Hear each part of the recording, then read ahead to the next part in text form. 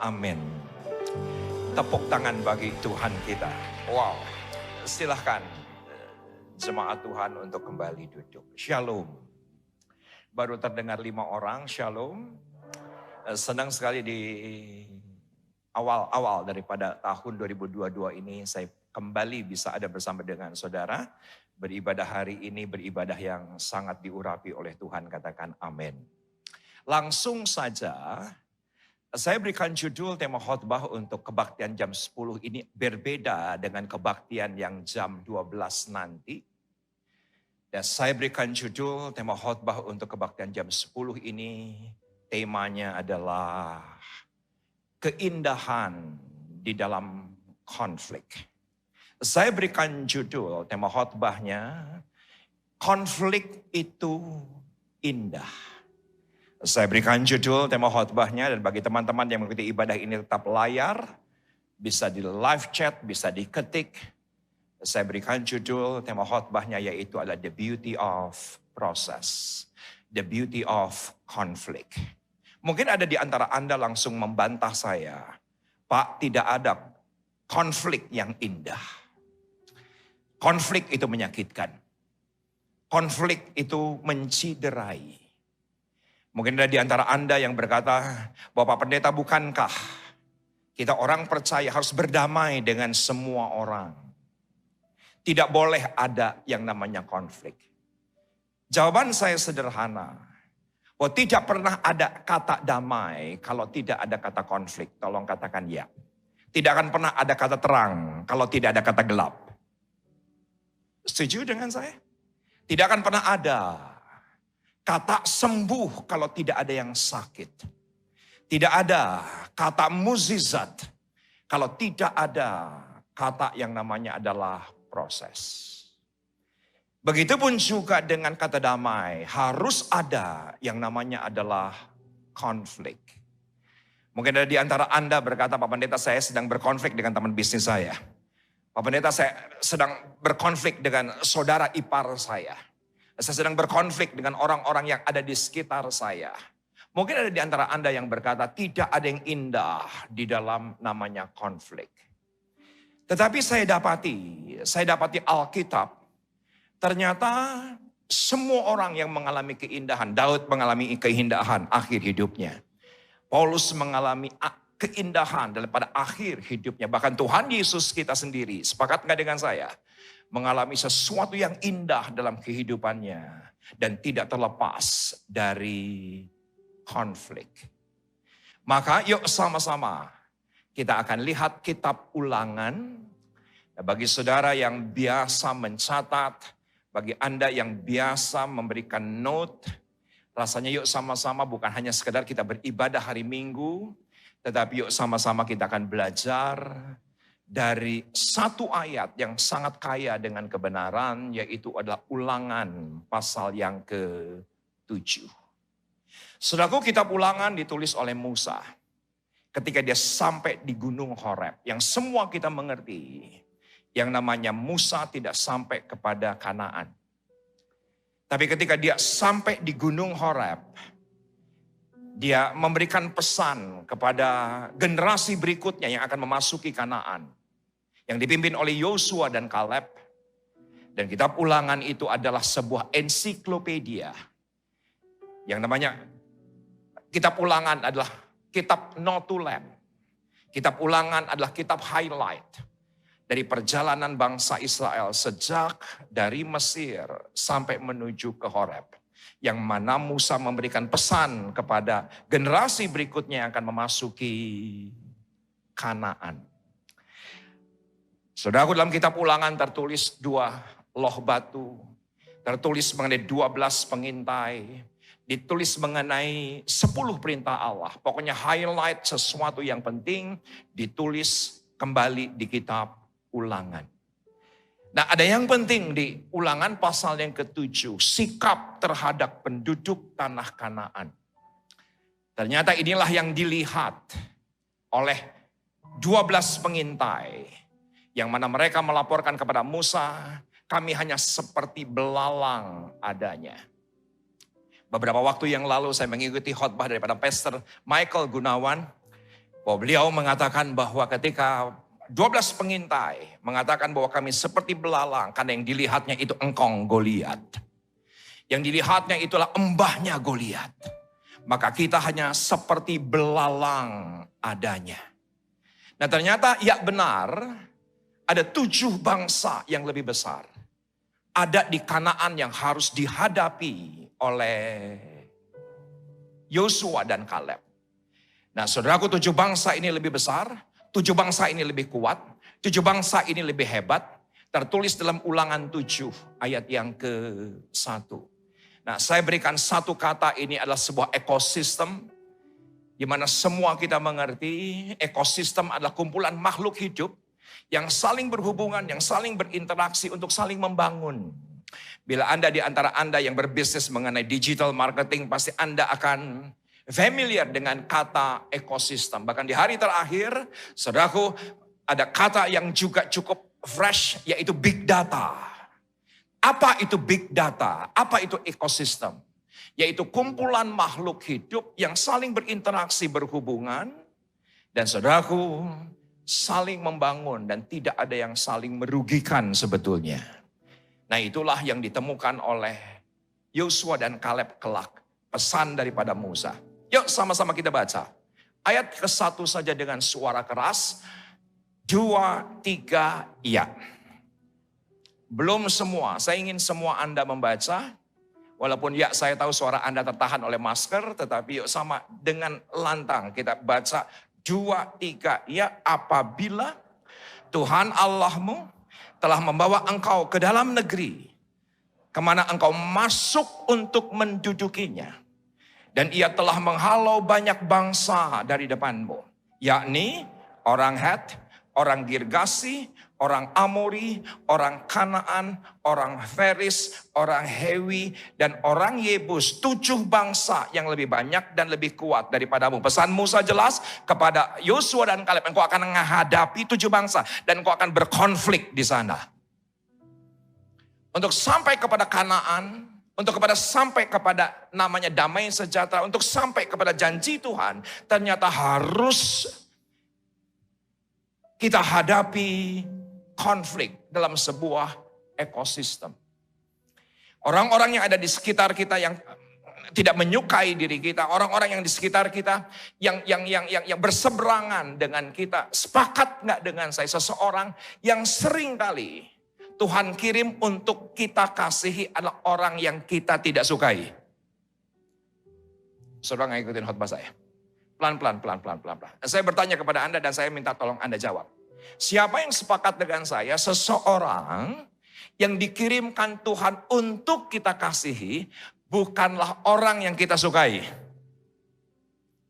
Betul ya Bu ya? Saudaraku, objek seseorang yang untuk kita kasihi bukan orang yang kita kasihi. Kalau yang kita sukai dan kita bisa kasihi itu normal. Kalau seseorang ini yang dikirimkan Tuhan untuk kita kasihi, untuk kita pelihara, untuk kita rawat, untuk kita perhatikan, kalau kita sukai itu normal. Tapi seringkali konflik Tuhan izinkan dan masuk kepada Kanaan, kita harus berhadapan dengan 7 bangsa yang besar. Mungkin ada di antara Anda, Pak ini khotbah apa? Tetapi tolong perhatikan. Saudaraku, ketika Anda membaca Alkitab, yang pertama kita bisa baca secara literal. Katakan bersama dengan saya literal. Belum semua, katakan bersama dengan saya literal. Saudaraku, kita baca seperti yang tertulis, itu literal. Jangan membunuh, saudaraku, tidak perlu ditafsirkan. Jangan mencuri, tidak perlu ditafsirkan. Jangan berzina, tidak perlu ditafsirkan. Itu jelas, tidak perlu ditafsirkan karena literal. Tapi seringkali Alkitab kita terutama Perjanjian Lama menuliskan ayat itu secara figuratif atau gambaran. Nah saudaraku, misalnya saya kasih contoh. Kata mandul, figuratif untuk pria, literal untuk wanita. Untuk wanita, saudaraku, yang namanya mandul adalah seseorang yang tidak memiliki anak. Itu literal. Tapi untuk pria itu gambaran. Saudaraku, mandul dalam pelayanan, mandul dalam penginjilan, mandul dalam taburan, mandul dalam penginjilan. Contoh, itu figuratif. Tapi ada lagi yang ketiga selain literal, selain figuratif, yaitu adalah simbol. Nah saudaraku, Alkitab kita banyak kali itu mengandung simbol. Saya baru saja membaca 42 pasal daripada kitab Ayub. Yang selama ini gak pernah saya bisa ngerti. Kenapa kok ada Alkitab kita menceritakan penderitaan daripada Ayub. Tapi pada sebuah titik beberapa hari yang lalu saya berkata ini simbol. Bahwa penderitaan Ayub adalah penderitaan Yesus bagi Anda dan saya. Katakan ya. Itu adalah simbol penderitaan Yesus untuk Anda dan saya. Itulah simbol kalau Anda mengalami sesuatu yang buruk. Mungkin tidak sama, tidak seperti Ayub adanya. Tetapi itu merupakan simbol bahwa Yesus kita sudah menanggung penderitaan kita. Katakan amin. Itu simbol. Nah begitu pun juga dengan ayat ini. Kita ketemu dengan figuratif, ketemu dengan simbol. Apa itu Het? Apa itu Girgasi? Apa itu Amori? Ternyata sangat kaya dengan kebenaran. Dan saya temukan Musa berkata, kamu akan bertemu dengan 7 bangsa besar. Dan ternyata konflik itu indah adanya. Yuk sama-sama kita baca. Ayat yang ke-21 dan 22. Ternyata perikopnya adalah janji berkat. Janji berkat. Ayat yang ke-21. Demikian firman Tuhan. Janganlah gemetar karena mereka. Sebab Tuhan Allahmu ada di tengah-tengahmu. Allah yang besar dan dahsyat. Saya rasa ayat ini dikutip oleh Zefanya. Karena Zefanya pernah menuliskan dalam Zefanya 3. Tuhan Allahmu ada di tengah-tengahmu. Yang besar dan dahsyat. Maka ada lagunya. Tuhan Allahku ada di antaramu sebagai pahlawan yang memberi kemenangan. Saudaraku, ya suara saya tidak sebagus Pak Weliar Kauntu, tetapi itulah yang dinyanyikan oleh Bang Weliar beberapa tahun yang lalu. Janganlah gemetar karena mereka. Sebab Tuhan Allahmu ada di tengah-tengahmu, Allah yang besar dan dahsyat. Nah perhatikan bagaimana janji berkat itu. Bagaimana Tuhan menghalau 7 bangsa itu. Ini sebuah skenario yang indah menurut saya. Yuk sama-sama kita baca. Tuhan Allahmu akan menghalau bangsa-bangsa ini dari hadapanmu sedikit demi sedikit. Katakan bersama dengan saya sedikit demi sedikit. Belum semua. Saya ingin dengar yang di sebelah kanan saya sedikit demi sedikit. Saya ingin mendengar di antara Anda yang paling belakang katakan sedikit demi sedikit. Siapa yang sepakat dengan saya berarti ini proses. Ini adalah proses. Ternyata Tuhan akan halau 7 bangsa ini dari hadapanmu sedikit demi sedikit. Tuhan tidak akan halau dengan segera. Padahal kita inginnya sekali datang hari Minggu persoalan beres. Kita datang doa pagi beres. Kita sekali doa puasa selesai. Kita datang minta didoakan pendeta ditumpangi tangan. Saudaraku persoalan selesai. Ternyata tidak. Sedikit demi sedikit. Nah banyak orang Kristen mengeluh. Banyak orang Kristen bersungut-sungut. Katanya Tuhannya besar. Katanya Tuhannya dahsyat. Tapi kenapa? Janjinya hanyalah sedikit demi sedikit. Perhatikan ayat di bawahnya. Engkau tidak boleh membinasakan mereka dengan segera. Supaya jangan binatang hutan menjadi terlalu banyak. Melebihi engkau. Ternyata saudaraku. Di Kanaan bukannya 7 bangsa besar. Ternyata di Kanaan juga ada binatang hutan. Ini adalah sebuah ekosistem yang kelak bangsa Israel yang merupakan juga makhluk hidup. Bukan hanya bangsa Israel ternyata ada 7 bangsa yang besar. Tapi juga ada binatang hutan. Dan Tuhan berkata aku akan halau bagi Anda dan saya. Saudaraku 7 bangsa besar ini. Agar kita menang dan keluar lebih daripada pemenang. Bagaimana caranya? Sedikit demi sedikit. Sekarang tolong lihat tangan saya. Yang sudah lihat katakan yes. Belum semua. Yang sudah lihat katakan ya. Tolong perhatikan. Let's say tangan kanan saya ini adalah 7 bangsa besar. Saudaraku, dan tangan kiri saya ini yaitu adalah binatang buas. Alkitab dengan jelas berkata, saudaraku bahwa 7 bangsa besar ini Tuhan akan halau bagi kita. Tetapi sedikit demi sedikit. Kenapa? Karena ternyata saudaraku makanan keseharian daripada 7 bangsa besar ini adalah binatang hutan. Jadi bagaimana 7 bangsa besar ini hidup? Ternyata menu utamanya adalah binatang hutan. Jadi Alkitab dengan jelas berkata, jangan sekali-kali 7 bangsa besar ini dihapuskan dengan segera. Kenapa kalau dengan segera? Binatang hutannya nggak ada yang makan. Dan kalau binatang hutannya tidak ada yang makan, maka ini akan melebihi engkau. Dan bisa-bisa binatang hutannya yang memakan bangsa Israel. Sepakat nggak dengan saya? Skenario Tuhan indah. Yang setuju dengan saya, tepuk tangan bagi Tuhan kita. Berikan tepuk tangan yang lebih baik bagi Allah kita. Kita inginnya dengan segera. Kita inginnya dengan tuntas. Kita inginnya dengan instan. Pak, maaf. Dalam Kristus yang instan, cepat, ekstrim berubah yaitu status kita. Tetapi untuk kita disempurnakan itu proses. Tolong katakan dia. Status kita dari anak iblis menjadi anak Allah. Itu ekstrim berubah. Kita anak-anak kerajaan dunia. Ekstrim ketika kita percaya bahwa kita menjadi anak-anak kerajaan sorga. Itu ekstrim. Tetapi untuk kita menjadi sempurna. Itu proses. Dan ternyata sedikit demi sedikit. Tuhan bilang ini yang namanya 7 bangsa besar akan aku halau sedikit demi sedikit. Terus dikonsumsi, terus dikonsumsi, terus dikonsumsi dan habis. Dan akhirnya sempurna adanya. Nah secara figuratif, tolong perhatikan 7 bangsa besar itu ada di luar kehidupan kita.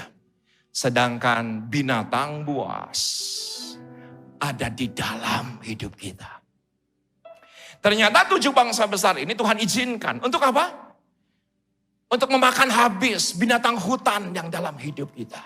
Nah binatang hutan dalam hidup kita itu apa? Yuk sama-sama kita lihat. Markus pasal yang ke-7. Markus pasal yang ke-7. Ayat yang ke-21 sampai dengan 23. Markus pasal yang ke-7. Ayat yang ke-21 sampai dengan 23. Sebab dari dalam, katakan bersama dengan saya dari dalam. Belum semua, katakan bersama dengan saya dari dalam. Sebab dari dalam, dari hati orang, dari hati manusia, timbul segala pikiran jahat, percabulan, pencurian, pembunuhan, perzinahan, keserakahan, kejahatan, kelicikan, hawa nafsu, iri hati hujat, kesombongan, kebebalan. Itu ada di dalam diri manusia. Itu binatang hutan di dalam diri manusia. Tuhan izinkan konflik, Tuhan izinkan ada 7 bangsa besar, ternyata untuk memakan habis. Yang namanya binatang hutan dalam kehidupan kita. Kalau tidak ada konflik, saya minta maaf. Binatang hutan itu bisa menjadi lebih banyak dibandingkan diri kita. Dan kita yang dimakan binatang hutan. Kita dimakan keserakahan. Kita dimakan percabulan. Kita dimakan hawa nafsu. Kita dimakan perzinahan. Jadi konflik itu indah adanya. Nah kita akan pelajari sekarang. Diperhatikan slide Markus 7 ayat yang ke-1 dengan artinya. Ulangan 7 dengan artinya. Saya temukan saudaraku secara literatur. Dan bagi yang tertarik Anda boleh catat ini. Saya baca sebuah literatur kuno Ibrani. Ternyata saudaraku bangsa-bangsa ini punya arti rohani, figuratif untuk Anda dan saya. Ternyata saudaraku bukankah di sekitar kita ada head-head. Di sekitar kita ada orang-orang yang selalu meneror. Selalu saja mereka meneror. Saudaraku mungkin Anda berkata Pak Pendeta, saya bersyukur suami saya baik, mungkin mertua Anda tidak baik. Mungkin Anda berkata Pak Pendeta saya bersyukur adik-adik saya baik. Mungkin saudaraku ipar Anda tidak baik. Siapa yang sepakat dengan saya? Itu sebuah ekosistem yang Tuhan izinkan dalam kehidupan kita. Katakan ya. Saudaraku dalam pelayanan kami, saudaraku di sekitar selatan kota Jakarta. Sampai hari ini saudaraku pergumulan yang sudah 28 menuju 29 tahun. Tidak pernah sepertinya kunjung berakhir. Di mana orang-orang yang di sekitar gereja kami selalu meneror keberadaan gereja kami. Nggak ada IMB lah, ilegal lah. Dan saudaraku kami urus semuanya detail. untuk kepada semua pemangku jabatan yang ada di sekitar gereja kami. Tapi 28 tahun sepertinya tertutup begitu. Dan apa yang terjadi? Mereka selalu meneror. Ada berita-berita menakutkan, gereja harus ditutup, tidak boleh ada kelangsungan, ada PSBB, ada PPKM, tidak boleh onsite. Selalu saja kami mendengar berita-berita itu. Saya mengucap syukur atas keberadaan head yang ada di sekitar gereja kami. Untuk apa? Agar saya tetap mengandalkan Tuhan, katakan amin. Bukankah konflik itu indah? Supaya apa? Binatang buas yang dalam diri saya itu dieliminasi oleh orang-orang yang di sekitar. Yang kedua, perhatikan, kita juga ketemu dengan yang namanya adalah girgasi. Apa itu girgasi? Girgasi artinya adalah troubles. Ada saja orang-orang yang di sekitar kita yang bikin masalah. Saudara, mungkin di antara Anda temukan, ada saja orang-orang yang di sekitar kita dalam pelayanan kah, dalam komsel kah, yang bikin persoalan dalam kehidupan kita.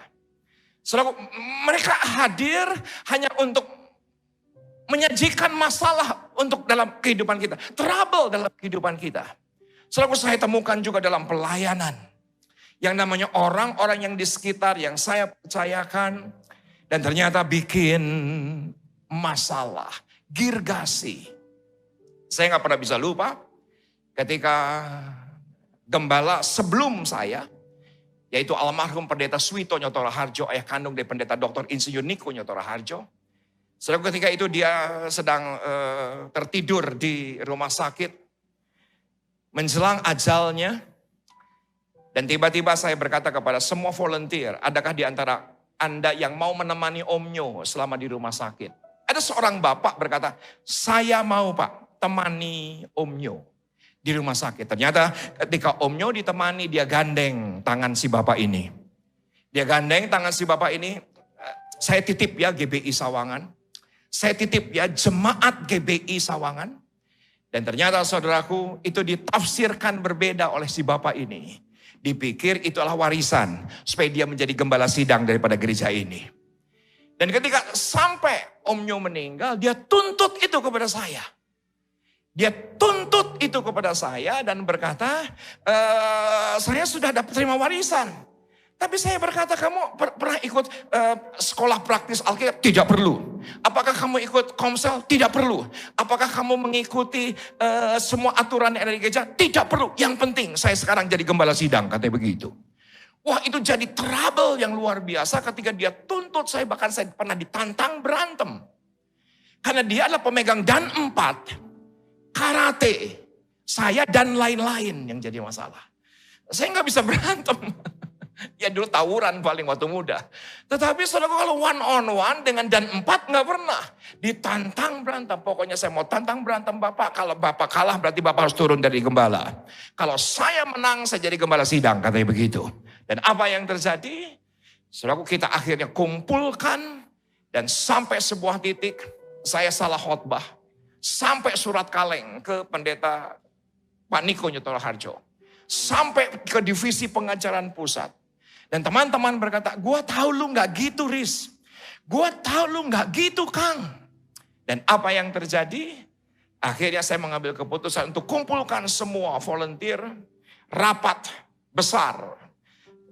Gereja untuk menangani satu yang bikin masalah terus. Dan apa yang terjadi? Saudaraku, teman-teman berkata, Pak Kang, pokoknya keputusan kita usir saja jemaat ini dari gereja. Dan saya berkata, tidak bisa diusir karena jemaat nggak ada surat pengangkatan. Iya nggak sih? Bagaimana kita mau ngusir karena tidak surat pengangkatan. Dan saya berkata, kita tidak akan pernah usir orang ini. Kenapa? Sederhana. Siapa yang setuju dengan saya, kalau kita usir satu orang, Tuhan akan kirimkan yang lain. Tuhan akan kirimkan yang lebih buas. Tuhan akan kirimkan yang lebih kasar lagi. Mendingan kita urus aja nih orang. Dan akhirnya saudaraku, kita urus ini orang dengan kasih. Saya tahu keberadaan dia itu untuk mengikis. Saudaraku, mungkin kesombongan dalam diri saya. Mengikis saudaraku, kepercayaan diri berlebihan dalam diri saya. Justru orang ini ada untuk memakan habis binatang hutan dalam kehidupan kita. Saudaraku, saya berani berkata, konflik itu indah. Siapa yang setuju dengan saya? Ternyata konflik itu indah. Yang setuju dengan saya angkat tangan tinggi. Angkat tangan tinggi, kita berikan tepuk tangan bagi Tuhan kita. Kita berikan tepuk tangan yang lebih baik bagi Tuhan kita. Ternyata ada orang-orang head yang ada di sekitar kita itu mengeliminasi kehidupan buruk dalam kehidupan kita. Yang ketiga yaitu amori. Apa amori? Amori artinya adalah challenge with words. Arti amori adalah orang-orang yang selalu membantah dengan kata-kata.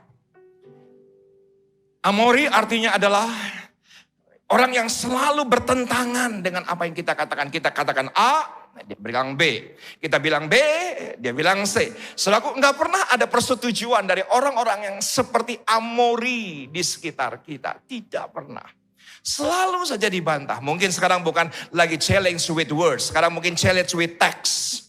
Karena sekarang orang membantah dengan ketikan. Mungkin challenge with chat. Karena sekarang netizen is always right. Katanya bahwa netizen itu selalu benar adanya. Begitu. Dan saudaraku, beberapa waktu yang lalu gak tahu siapa yang posting ketika saya membaptiskan seseorang karena PPKM level 4. Di kolam koi di rumah saya. Saudaraku, itu netizen ramenya luar biasa. Ini pendeta sesat, katanya begitu. Ini pendeta tidak menghormati sakramen kudus, katanya begitu. Kenapa? Ikan koinya nggak diangkat dulu, baru dibaptiskan. Saudaraku, dalam hati saya yakin 1000%. Yesus 2000 tahun yang lalu ketika dibaptis di sungai Yordan, pasti ada ikan mujair. Ya nggak sih? Pasti ada ikan mujair. Nggak mungkin ikan mujairnya diangkatin dulu, gitu kan? Baru Yesus dibaptis sungai Yordan. Ya saudaraku, keadaannya memang darurat. Ada orang-orang yang challenge with word, challenge with chat, challenge with text. Saudaraku dikasih dalam Yesus, ini penelitian resmi Pak. Ini penelitian resmi Pak. Kenapa dikatakan bahwa suami punya will, wanita idaman lain? Ternyata wanita idaman lain dipilih oleh suami bukan karena lebih cantik. Bukan karena lebih seksi. Saudaraku, ternyata diteliti kenapa istri punya pil. Anak ngupil. Itu tambahan dari saya. Jadi ternyata saudaraku, kenapa istri punya pil bukan karena suami lebih ganteng. Bukan karena suami lebih kaya. Ternyata penelitiannya 80%. Kenapa perselingkuhan ada? Karena selingkuhan lebih taat. Itu aja ternyata. Mungkin pasangannya amori, apa saja yang dikatakan selalu dibantah gitu kan. Ketemu sekretaris selalu nurut. Ketemu staf di gereja selalu taat.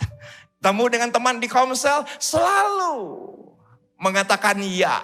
Saudaraku, seringkali Tuhan izinkan ada orang-orang yang membantah kita dengan kata-kata. Yaitu adalah untuk mengeliminasi binatang buas yang ada di dalam kehidupan kita. Yang keempat, yaitu adalah Kanaan. Arti Kanaan adalah trapper. Arti Kanaan adalah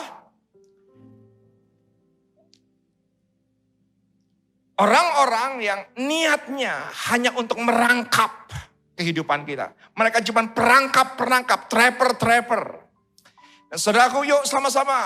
Ada orang yang berkata bikin bisnis, ternyata dia cuma mau ambil modal kita. Hanya perangkap saja. Yuk kita bikin bisnis kuliner, bisnis kopi. Ternyata saudaraku keuntungannya diambil. Itu sebagai perangkap saja. Trapper. Tuhan izinkan padahal orang-orang itu yang semula kita pikir baik. Yang semula orang-orang itu kita pikir jujur. Tapi ternyata tindakannya hanya trapping, hanya trapper. Sepakat gak dengan saya? Mungkin masih ada kesombongan, masih ada keserakahan. Saudaraku, dalam kehidupan kita, Tuhan izinkan ketika mereka hadir dan kita introspeksi. Katakan bersama dengan saya introspeksi. Belum semua, katakan bersama dengan saya introspeksi. Maka ketika kita introspeksi, apa yang terjadi? Konflik itu indah. Jadi bukan persoalan apa yang kita hadapi, tapi yang persoalannya adalah reaksi kita. Saudaraku, yang kelima yaitu adalah veris. Veris artinya illegal camper on my ground. Arti veris adalah orang-orang yang secara ilegal datang ke rumah kita. Datang ke bisnis kita. Datang ke usaha kita. Datang ke gereja kita. Beberapa hari yang lalu saya ada diskusi dengan Pastor Michael. Dan saya berkata, Mike, sorry Mike, itu normal. Karena kalau gereja pasti saingannya gereja. Pendeta pasti saingannya pendeta. Tukang soto saingannya tukang soto. Tukang cukur saingannya tukang cukur. Iya gak sih? Gak mungkin tukang cukur saingan sama tukang soto. Gak mungkin. Kenapa? Karena kalau tukang soto rambutnya panjang pasti pergi ke tukang cukur. Kan gitu. Kalau tukang cukur lapar pasti belinya ke tukang soto. Saingan tukang soto pasti tukang soto. Kalau ada yang ngerasani pendeta Muhammad Rizal Solihin, pasti sesama pendeta, itu aja. Saudaraku, gak mungkin tukang cukur ngerasani pendeta Muhammad Rizal Solihin. Karena kalau saya gondrong, saya akan pergi ke dia, kan gitu. Ada punya kepentingan lah. Saya selalu berkata, normal. Illegal camper on my ground. Bagus. Kami di tempat menggembalakan daerah selatan kota Jakarta, orang-orang yang sederhana, orang-orang marginal. Saudaraku, kemarin saya ngobrol dengan staf gereja GSJS. Dia kaget luar biasa bahwa gereja kami untuk pelayanan bagi yang isoman saja puluhan orang. Saudaraku, kami harus sediakan makan siang dan makan malam. Gereja harus sediakan. Kenapa? Karena kami tahu keadaannya sulit bagi mereka. Ketika isolasi mandiri, uang gak punya, pekerjaan gak punya, keluar gak bisa, ya gereja harus hadir. Kita berikan makan siang dan makan malam, sakit 5 hari ya 5 hari. Seminggu ya seminggu kita kasih makan. Itulah keadaan daripada jemaat gereja kami. Saudaraku, ketika mereka pernah datang, satu orang, Kang doain dong. Kita sekarang kalau ke gereja cuman jalan kaki naik angkot, tolong dong doain supaya punya motor. Didoakan punya motor, puji Tuhan. Setelah punya motor, apa yang terjadi? Kang, tolong doain dong. Kita pengen satu keluarga ke gereja pakai mobil. Didoakan punya mobil. Kang, puji Tuhan, kita sekarang ke gereja punya mobil. Setelah punya mobil, diambil gereja lain. Gitu saudaraku. Sepakat gak dengan saya? Normal lah. Supaya pendeta Muhammad Rizal Solihin mengerti bahwa jemaat punya Tuhan. Katakan amin. Kita hanyalah gembala-gembala yang sebisa kita layani, kita akan terus layani. Saudaraku, ada illegal camper on my ground. Di sekitar kehidupan kita. Yang keenam yaitu heavy. Apa arti heavy? Poison. Apa arti heavy? Racun. Toxic. Saudaraku, 2 tahun pandemi ini pasti di antara Anda belajar seminar atau webinar toxic people, toxic love, toxic friendship, toxic relationship. Saudaraku, kita ikuti seminar-seminar toxic, dapat sertifikat. Siapa yang sepakat dengan saya? Orang-orang yang beracun tetap ada di sekitar kita. Betul ya Pak ya? Walaupun saudaraku kita sudah ngerti apa itu toxic friend, toxic love. Toxic relationship. Saudaraku, kita ikuti semua dan sertifikat kita setumpuk. Tetap mereka hadir. Untuk apa? Untuk mengkonsumsi the beast dalam kehidupan kita. Karena binatang hutan dalam Alkitab berbahasa Inggris. Saudaraku, menggunakan kalimat binatang buas. Keserakahan itu binatang buas. Kesombongan itu binatang buas. Perjinahan itu binatang buas. Dan itu harus dieliminasi melalui konflik ketika kita sadar. Kita berbalik. Dan konflik itu indah. Tepuk tangan bagi Tuhan kita. Tepuk tangan bagi Tuhan kita. Saudaraku, terus terang ketika saya sedang berkhotbah saat ini saya membayangkan orang-orang di sekitar kita. Dan saya mengucap syukur untuk girgasi-girgasi di sekitar saya. Saya mengucap syukur untuk amori-amori yang ada di sekitar saya. Saya sedang mengucap syukur nih. Ketika saya temukan ada aja orang yang toksik gitu loh di sekitar. Saya mengucap syukur atas keberadaan mereka untuk mendatangkan kebaikan. Karena ternyata itulah the beauty of conflict. Dan yang terakhir, yaitu adalah Yebus. Yebus artinya adalah tend to do evil. Orang-orang yang selalu berniat jahat aja. Pokoknya niatnya jahat aja. Silakan Pak difoto Pak. Silakan difoto. Silakan teksnya difoto. Nanti Anda akan temukan dalam perjanjian lama 7 bangsa ini. Dan 7 bangsa ini memiliki arti masing-masing. Dan saudaraku, pelajari dan syukuri keberadaan mereka. Syukuri mereka hadir untuk menyempurnakan kehidupan kita. Ada saja orang-orang yang tend to do evil. Yang usil aja. Yang rasanya kita nggak ngelakuin kesalahan, tetap yang dilihat. Spot yang kecil dan itu menjadi target bagi mereka. Untuk berniat jahat, untuk menjatuhkan. Dan saya akan akhiri dengan satu slide. Bisa diperlihatkan slide ini. Saudaraku, bersama dengan kasih Kristus, bersama dengan anugerah kita lewati proses panjang, konflik yang terkadang menyakitkan, yang terkadang menciderai. Saya senang tadi Pastor Boy menyanyikan lagu yang terakhir bahwa satu kali kelak kita akan mendapatkan mahkota kehidupan.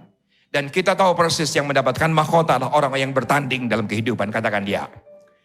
Orang yang mendapatkan mahkota adalah orang-orang yang melewati pertempuran dalam kehidupan. Dan ternyata janji Tuhan tidak dihapus dengan segera, tapi sedikit dengan sedikit. Dan saya bersyukur semua kita hari ini bersuka cita. Kenapa? Karena Tuhan kita luar biasa baik. Konflik itu indah. Terakhir, teman-teman yang mengikuti ibadah ini tatap layar, bisa diketik live chat sekarang. Dan ketik, ternyata konflik itu indah. Sama-sama kita bangkit berdiri. Puji Tuhan. Kunci C. Sama-sama kita bangkit berdiri. Puji Tuhan. Semuanya oke pagi hari ini? Nah, saya ingin lihat tangan-tangan yang diberkati. Saya bisa menyampaikan pesan Tuhan dengan baik dan Anda bisa terima. Yang bisa terima angkat tangan tinggi-tinggi dan kita berikan tepuk tangan bagi Roh Kudus. Tuhan kita baik.